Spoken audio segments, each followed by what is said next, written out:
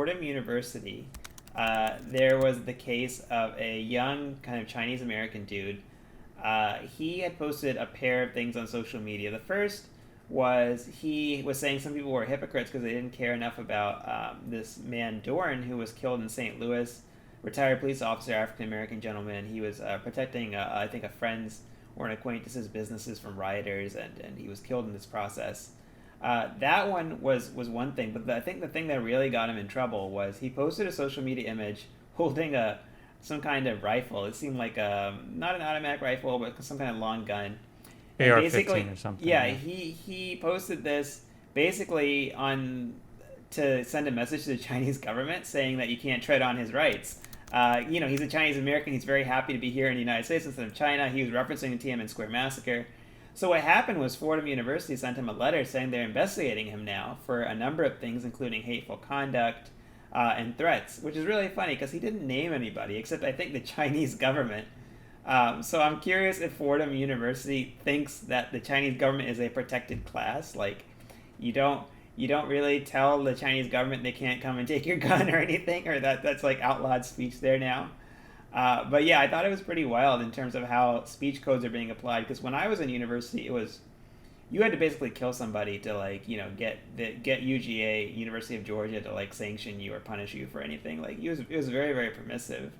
But this seems like something that's happening more and more right now, though. Yeah, what I loved about this when you sent it to me, I mean, totally, insignificant part of the story, but also kind of stood out to me just because it was funny and sort of symbolic, was in the letter that they sent, I think, to him, kind of reprimanding him for this. One of the faults was that he was supposedly in a photo carrying an automatic weapon. And you pointed this out, I think, on Twitter, saying that, well, of course it's not an automatic weapon because they're illegal.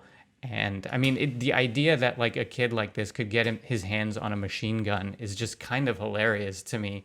And it sort of just suggests what a bubble that these people are kind of in, that they can't even put together. They can't even delineate between what an automatic weapon is and how a kid obviously couldn't get their hands. There's another element on this, which is anytime anyone's holding a gun, I feel like liberal people automatically see that as a threat. Right, or just something illegal, right? He wasn't pointing the gun at a camera saying anyone can get you or something. It was a generalized statement about his freedom towards a repressive government, which he knows a lot about. He's a Chinese American, probably knows much more than the average person. Right.